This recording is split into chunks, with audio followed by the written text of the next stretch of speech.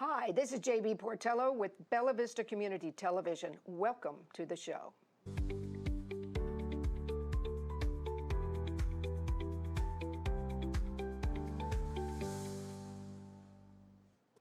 Hi there, everybody. You know, the show says in with Flynn, but we're kind of in with Flynn, aren't we? I suppose.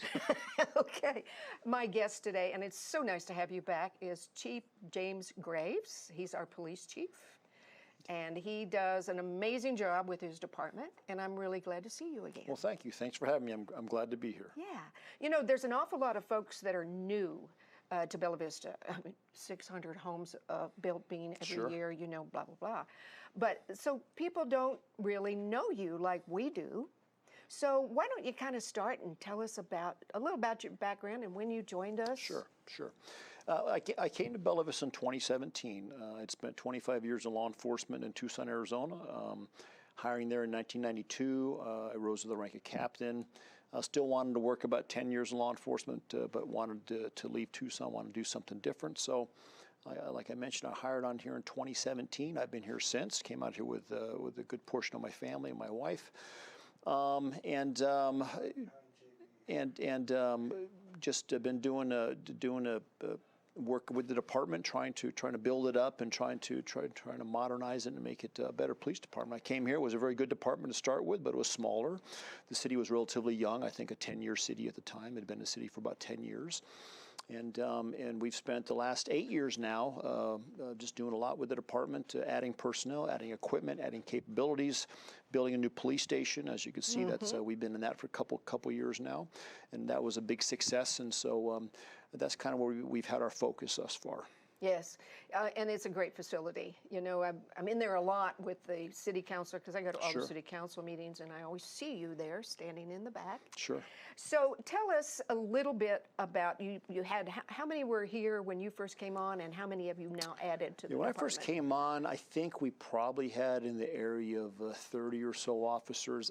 I don't remember the exact number, but it was quite a lot less than we have now. Right now, we have about 44 commissioned police officers. We have a dispatch staff because we have our own public safety dispatch center. They dispatch fire, EMS, and police. We have a dispatch staff of around 13. And then we have some additional civilians, 5 or 6 additional civilians sprinkled in there that support the department, as well as some auxiliary officers and some volunteers. And so the total staff of the department is when I add in my auxiliaries and my volunteers or my part-time folks, is probably around 70, 73 or so personnel. Like I say, 44 of those are commissioned police officers. And so the department has grown quite a bit. We've grown in our capabilities. I mean, we have our own SWAT team. We have our two of our own canine units. We have some motor units. We have some bicycle units. We have a hostage negotiation team. Oh, you do? Yeah, we do. Absolutely. Absolutely. And so we have a lot of capabilities that we did not have when I first came here. And so we've just worked hard with city government. That we've had great support from our prior mayor, Peter Christie, and the city council that we've worked with throughout the years, as well as Mayor John Flynn now, and the existing city council is very supportive. And we've worked hard at building up the police department because the city has grown quite a bit. Most people don't realize Bella Vista is actually, you know, a rather large city in that we are around 33,000 residents. The last census came in just over 30,000. But if you add in, we build about 500 to 600 houses per year. We've done that for the last several years. We probably have, if I was to estimate, I bet we have around 33,000 residents or thereabouts within Bella Vista. Bella Vista itself is a rather large city geographically. It's almost 50 square miles. If you compare that to Bentonville, it's bigger than Bentonville landmass-wise. And we have about 550 miles of road, so that's a lot of road. I'm told that's more road than Little Rock. Now, I haven't measured the roads in Little Rock, but I've been always told that that's more road than Little Rock, and so we have a lot of area to cover. And so we've grown the police department. We have a pretty, I would say, comfortable with the size of the department. Now what we need to do as the years go on is just continue to grow our personnel and capabilities to keep up with the growth of the city. Okay. I noticed over the last, months or so that, and anytime you guys graduate somebody and they're welcome to the pack, pack, whatever that is, that's happened a lot lately. So are you, do you have what you need right now, or are you needing to add some folks? As far as police officers go. So like I mentioned, I believe, we could always use more. I mean, to say I think I'm always looking into the future. I'm looking at additional things we can do, but I'm comfortable with our staffing levels now. Okay. And like I say, I'm at a point now where I'm trying to add 2 or 3 personnel a year, not only police officers, but sometimes I need to add some more civilian staff. That's probably one of the areas we've been more lacking is the civilian staff to support the officers, because a lot of people don't realize that you can have a lot of police officers, but you need a good complementary civilian staff to support that. There's a lot of behind the scenes things that take place to help support that those commissioned officers. And like what? Records department, Oh, for one thing. We have a warrants officer that handles all the warrants within the city, because we have our own district court, and so we have a specific person that just handles all the warrants within the city. We have records clerks that handle all the paperwork that comes in and out. We have individuals dedicated to handling our FOIAs, which are Freedom of Information Act requests, and we get a lot of those. Even more so now because we have body cameras, and we have a system that's both body cameras and in-car cameras, and so it's always recording what the officers do, and people can FOIA those recordings. And so there's a lot of behind-the-scenes things that have to take place to support what's going on out on the streets, and a lot of people don't realize that. Routinely, your police department, about 1/3 of the staff will be what is considered support staff. Maybe a little more than 1/3, but at least 1/3 of the staff is what's considered support staff, which would be your different records clerks, your administrative assistants, the different people, dispatchers behind the scenes that are helping facilitate what's taking place on the streets. So let's talk about the dispatch center and how that works, and it's really impressive. I've been through there several times. Tell us about how that happens. We have our own public safety dispatch center. Like I said, they dispatch fire, EMS, and police. We routinely have 2 dispatchers on at a time. One is dispatching fire and EMS. One is dispatching police, so they can both do both functions if they need to, either function if they need to. Or what's called a secondary PSAP, which means when someone calls 911, the call first goes to CENTCOM, which is the county dispatch center, and then immediately gets transferred over to our own dispatchers. We've worked to become a primary PSAP in the past. We operate at the level of primary PSAP, so our qualifications, our equipment, everything we do is at the level of primary PSAP, but it's more of just a money thing, as in a political thing, to become a primary PSAP, and that just hasn't happened yet. The state allots so many within the state, and we weren't able to become one at this time, though. I always tell people we can, at the flip of a switch, become a primary PSAP, because we have all the capabilities, all the equipment, all the training, and all the personnel to do that. So you call 911, your call will go to CENTCOM, it'll get transferred right away to Bella Vista, and then we'll handle your call for service. And you get actually, I believe, better service that way, because you're speaking to a dispatcher within your city, directly with your police department, and somebody who's familiar with the area up here. Yes. And so that's how that works. Folks will get dispatched. They can call 911 for emergencies. We also have a non-emergency line, which is 855-3771. So that's 479-855-3771. Right. I think he's putting it on the screen. Yeah, and that will go. It's right there, and that will go to the dispatch center, and we'll answer that directly. So if you need an officer's response, or for something that you don't deem as an emergency, but you still would like us to respond, you can call that non-emergency number. The dispatchers will answer that directly, and then we'll get to whatever you need to us to do. So, what if the power goes out? It doesn't affect us. Like I say, our dispatch centers, actually, we didn't get actual FEMA ratings for it, but it was built to FEMA standards, and so it is. I will say it's the most durable building within the city. If we had God forbid, tornado come through Bella Vista, the dispatch center would remain standing. So it's a FEMA rate. It's built to FEMA standards as far as the walls and the roof and the doors and everything of that nature. It has its own generator, so losing power doesn't affect us, and so we're fully self-contained within the police department. Yeah, and they're very responsive. I actually had to call EM2 the other day for my husband because he's a little bigger than I am, and it was hard to pick him up off the floor. And you're right, it went straight to Benton County, then it went immediately to, and I'm lucky I'm down the street from the fire department. So. Sure. Yeah, it works great.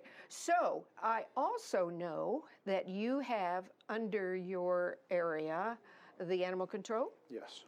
Okay. So we have, what we used to have animal control by itself at the police department, and the city did code enforcement under another department.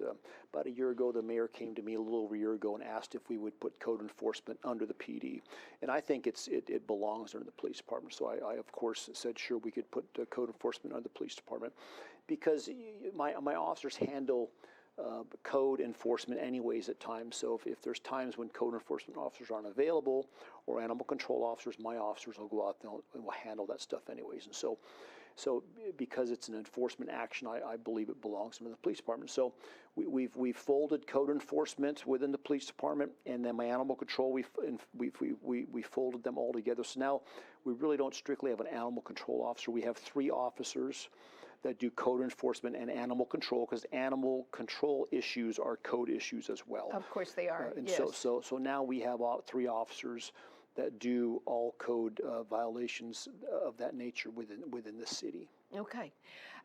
Now, I know that not all 44 of those officers are working all at the same time, right? How do you divide them up? How does that work? So the department's it's divided into 3 divisions. We have a patrol division, and that's just what it is. It's the patrol officers, and that's about 28 or so officers, commission officers, a lieutenant, several supervisors and corporals and officers that work 3 shifts, and they work 24/7, 365. So they work a day shift, a swing shift, and an evening shift is what we call it, a midnight shift, and they're 10-hour shifts. And so they cover the entire year doing those shifts. At any one time, we'll have a minimum staffing of 3 officers. And so earlier when I was talking about the size of the city and the roads and the area we have to cover, if you think about it, if you have 3 officers to cover almost 50 square miles, that's really difficult to do. And so, we really count a lot on the citizens in Bella Vista to call us, to know what's happening in their neighborhoods. When you drive down your street what looks out of place. And so we anticipate, or we hope, we've built relationships enough with you and the rest of the citizens of Bella Vista that you'll call us when you see something out of place and when something isn't quite right. That's how we're able to keep Bella Vista safe, is because we can't cover the entire city and see everything ourselves. So we'll have at any one time maybe 3 officers out on midnights when it's dark and cold and a little slower, or on the swing shift we may have 6 or 7 officers working the streets. So it just depends on the time of day and how busy we are. And then so that's a patrol division, and then we also have our CID, or detective division. Mm-hmm. We have 4 general service detectives up there with a narcotics detective, as well as a supervisor, a lieutenant staff up there. So they handle, just like it says, detectives, they handle what the patrol officers can't handle. So if a patrol officer takes a call for service, let's say a burglary, and they're able to actually recognize or realize who the burglar is and solve the crime, and they arrest them that day, then we close the case out and it's done.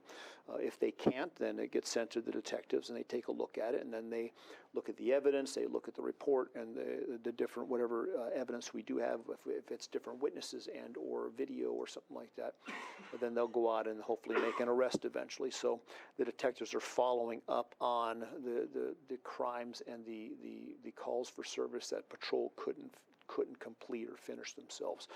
They do a great job. Thinking of the stats in 2024, we made between my patrol division and my detectives and warrants and stuff, we've made over 900 arrests in 2024. So people don't realize that in Bella Vista. They really think we're quiet, we're sleepy, not a lot happens, and that's good, because that is kind of the case. It is a very safe city. Routinely, we rate about the third or fifth safest city in Arkansas, so we're always up there at the top as being one of the safest cities, and I believe that is the case. But that being said, there are still things that happen. And Yes. so, More than the squirrels in the attic. more than the squirrels. Yeah, that's right. We actually have real crime up here, and people really don't always realize that. And I think that's in part because of the way the city's laid out, so we don't get to see a lot of what's going on around us just because everything is so secluded and tucked away. And I think it's just because we do a good job policing the city. You know what? Let's take a quick break, Sure, okay. and we'll come back because I could talk to you for hours, Sure, but we okay. only have, a little bit of time. Okay. We'll be right back. Hello, I'm Dave Todd, president of Todd Films. We work alongside Bella Vista Community Television to produce some of the content you see aired here. Have you thought about reaching your customers through a television ad? We have several options for you to consider. They range from coming to our studio here, or going to your place of business, or on location.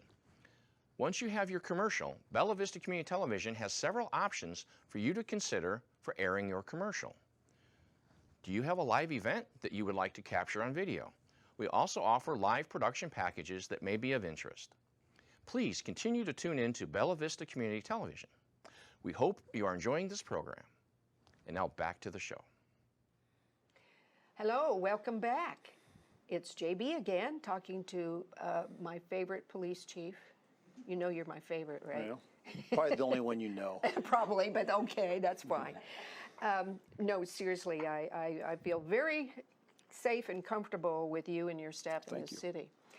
Let's talk a little bit more about, do you still patrol the trails? Do you still have some folks on bicycles? So we do. So as everybody knows, we have almost probably 100 miles of trails in Bella Vista. We do have 106, we're gonna add some more. okay. So well over 100, and Yeah. so that's quite a bit. And so we do have 6 bike officers that patrol the trails. And now they don't do it full time, but what they do is we have 6 qualified bike officers with all the proper equipment. And what they'll do, some of them are detectives, some are patrol officers, and after their shifts or on their days off, I'll pay them overtime, and they'll go out there and they will ride their bikes and patrol the trails. And so we try to do that quite often. We try to do that at least, especially during this time of year, a couple, 3 times a week. We also have an e-bike, which allows them to cover more trail, because with all that trail, even if on a good day, if they go out there and they have to pedal, they maybe can cover 8, 9, 10 miles because they're wearing their gear. It's heavy, it's hot, and so with that e-bike, they're able to cover a lot more territory, which is really beneficial because we got a lot of positive feedback from folks when they see them out there, and so we try to get out there as much as we can. Okay, all right, so let's talk about the thing that has changed for you, but as you said, it's better where it is, and let's talk about code enforcement. Sure. So, you get a call to go out and check on something. You tell me. Give me a scenario and how that happens. So there's a lot of code enforcement that needs to take place in Bella Vista, and so people ask how we prioritize it, how we do things. So instead of just running around and trying to get people for having their garbage cans out or their boats out, we do that sort of stuff. But we try to concentrate more on things that really disrupt neighborhoods a lot. So I have my officers going out proactively working job sites because we get a lot of complaints. If you've lived in Bella Vista with all the building we're doing, we'll get, a builder will be building a house, and I think just they're trying to get the job done, but they may leave the dumpster close in the street, or they may block the streets with their equipment, or they may leave debris in a yard as they're building a house, and it's very disruptive to the rest of the neighborhoods. And so we get a lot of those complaints, and so we try to proactively go out and we try to work these construction sites and go by and spot check them to make sure before they become a problem that the builders know, hey, we're keeping an eye on things. Let's keep things clean. Let's keep the roads clear as best we can. But, we're always going to have some disruption when we're building homes, and it's never going to be perfect for neighbors, but we try to keep it to a minimum. And then we'll handle calls as they come in. So if we get neighbors complaining, like if you live next to somebody and there's continual violations that bother you, then of course we're going to come out and address those violations. So routinely what will happen if we get somebody complains about their neighbors got a car in the driveway up on blocks, okay, which you can't have, right? No. And so then we'll go out there and we'll talk to the people, and we'll try to gain compliance first of all. So we just don't run out and we don't leave tickets in the mailbox. We don't leave tickets on the door. We don't do that sort of stuff. We believe in face-to-face contact because most people, what we have found is they really don't, even though when we moved to Bella Vista and we buy our house, we sign paperwork with all this POA stuff and all the rules. Nobody ever really reads it, and a lot of people are very unaware of what takes place and what they have to abide by. And so we find half the time, or more than half the time, most of the time, we could educate people. Wow, I didn't know that, let me fix that, and then we'll give them about a week or so, depending on the violation, if it's tall grass or if it's, an inoperable car or boat in the driveway. We'll give them about a week to take care of the problem, and then we'll come back out and do a spot check. And what we find is 99% of the time, since code enforcement's come over to the PD, we've just gained compliance. So we haven't had to go out there and write tickets and really make people's lives miserable is what that does. I mean, it doesn't help us to just write a bunch of tickets to upset people, because most people we find they just want to know what the rules are and they want to be compliant. We've even found sometimes when there's been some elderly folks or somebody's had a tragedy in the family, and so their lawn has gotten tall because they haven't had anybody help them cut it, and so we try to find then people to help or find ways to help those people get their problems taken care of. And so that's usually what happens. Is my guidance to my folks is just like my officers on patrol. We don't just run around stopping people and writing tickets.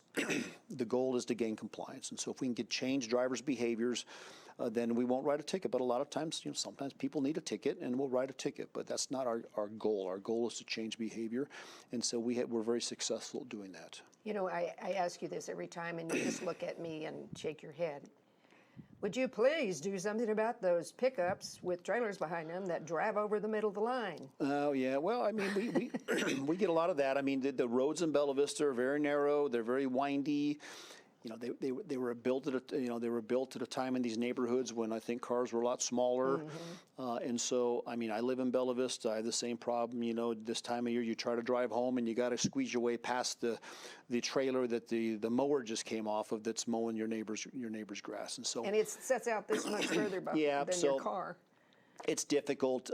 We do the best we can. I mean, if somebody is blocking the road and people can't get by, we'll definitely go out and we'll have them move their car or we'll tow them because they can't do that. But I find most people, they don't want to be a nuisance, and so. But people driving over the center line, we get a lot of that too. But again, it's hard to control behavior. We can just do enforcement as best we can to try to modify their behavior. So, do you get, because this comes up all the time at City Council and other times in social media, talk a little bit about the vacation rental issues. Do you get a lot of complaints? So we actually don't. For the number of vacation rentals that we have in Bella Vista, we don't get generally a large batch of complaints. We have individual properties that at times become problems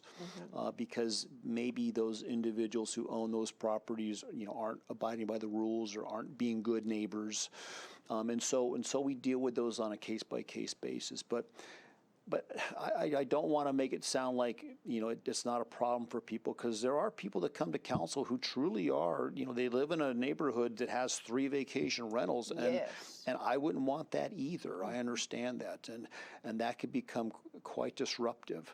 But we try to deal with those cases on a case-by-case basis and give those areas some special attention as best we can to try to alleviate that. But that being said, sometimes if you watch the council meetings, you would think it's a gigantic problem. And it's really, when you look at the number of vacation rentals and the size of the city, we do not run across that many complaints. Most of them, are just, they'd be noise complaints or parking complaints, and that's what it comes down to. You said something earlier that people may say to you sometimes, they may, at the council meetings or something, walk up to you and say,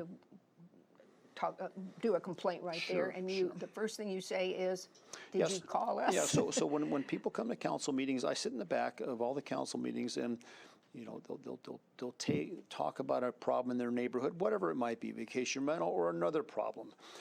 And a lot of times it's frustrating, because they'll say, well, I've called this or I've done this and nothing's been done. And I'll actually go up and talk to those folks after the meetings, and I'll say, okay, can you tell me when you called and give me the dates and things? Because I, as a chief of police, if you're telling me you're calling my department and we're not doing anything, that makes me very upset at my department, because I want to make sure we're following through. boy, 90% of the time, if not more, well, I didn't call because I don't want to bother anybody. And so that's very frustrating. And I always tell people, you need to call us. I mean, a lot of people say they don't want to call because they feel like they're going to take away from an emergency. You're not going to do that. You can call the non-emergency number, 855-3771. It's a non-emergency number, and you can make a complaint there, and we prioritize everything. And so you're never going to call us with something that you feel is not an emergency and make us not go to an emergency, okay? Gotcha. We always prioritize everything, and so if we don't know it's bothering you, if we don't know what's happening, then we can't help fix the problem, okay? You do all the things that police departments are supposed to do, but you do more than that. Let's talk about all those little community things you do. I know you have a, what's it called when you do a check on people? What's that? Yeah, so we do a lot of different things for the community. Just last night, we did a coffee with a cop at the police station. We try to do 3 of those a year. We try to do them in the morning, and then yesterday afternoon was our first one we did in the afternoon to try to attract that crowd that maybe can't go in the morning. So we also do Operation Good Morning. Yeah. Is probably the one you're talking about. That's where we have a lot of elderly that live in Bella Vista. They live alone a lot of times, and so if they're concerned about themselves, they may fall or they want somebody to check on them, they could call the police department non-emergency number. They could put themselves on a list. Or if your family lives in Bella Vista, your mom or your dad, and you want to put them on the list, and what that does is we will call them every single morning. If you say, please call me at 7 in the morning and make sure I'm okay. Yeah. We'll call you every morning at 7 o'clock. Actually, it's a sort of automated system that calls you, and if the phone picks up, then the automated system checks that as you're okay, and we don't bother you. If nobody picks up, then an actual dispatcher calls. Okay. If nobody picks up, then we send an officer out. So it's a really good program. It's very effective. We have probably about 50 or 60 folks on that program. We also do Assault Senior Safety Academy every year. We work with the Assault Council, which is seniors and law enforcement working together, and it's an organization that works with the elderly to make sure they have resources and things they need to keep their quality of life up. We also do a national night out every year. This year it's in October. We'll do that out at Bella Vista Rec Center in the parking lot by the Putt-Putt Golf Course. I'll have my entire department out there. You'll be able to come out there and meet officers, see a canine demonstration, look at our SWAT equipment, just all kinds of stuff. We have things for the kids. It's a really good event that we get to meet the public and talk to the public. So we try to do things to interact with the public and build those relationships. We also do a Citizens Police Academy. Yes, you do. Twice That's a year. So fun. We do one in the spring. We do one in the fall. Usually we get about 15 or 17 folks in that academy. It runs over a period of several weeks. I think around 12 weeks or so. Don't quote me on that, but it's several weeks in a row. You come once a week, about 7 o'clock to 9 o'clock, and then every week you'll cover a different aspect of the police department. So you'll learn about not only your police department, but policing in general. Gotcha. And it's a great program. We've run that for several years, and you went through it yourself, I as did. I recall, and, Yes. and a lot of folks that around here have gone through it. Yes.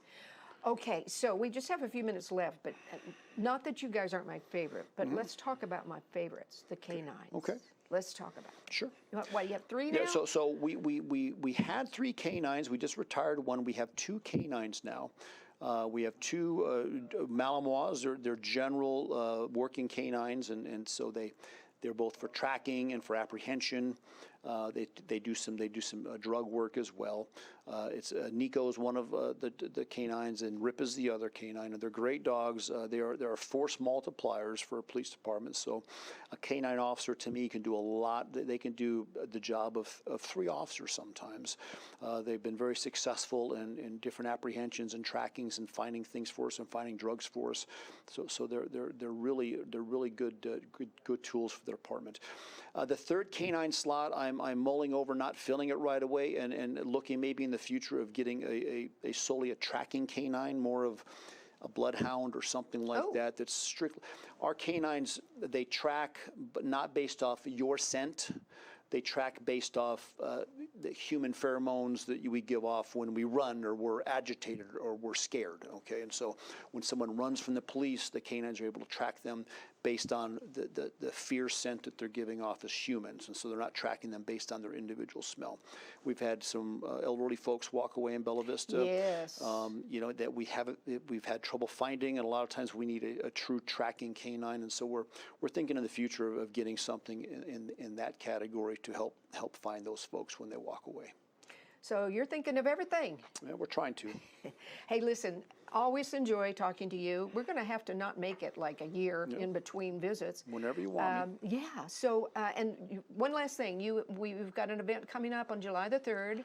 July the 3rd, we have our city fireworks display out at Loch Lomond Dam. You can start parking around, I think, 5:30 or so. We'll start parking you. Parking is limited, so come out early if you want to. And as soon as the sun goes down, we'll have a really our fire department sets off a really good show. Okay.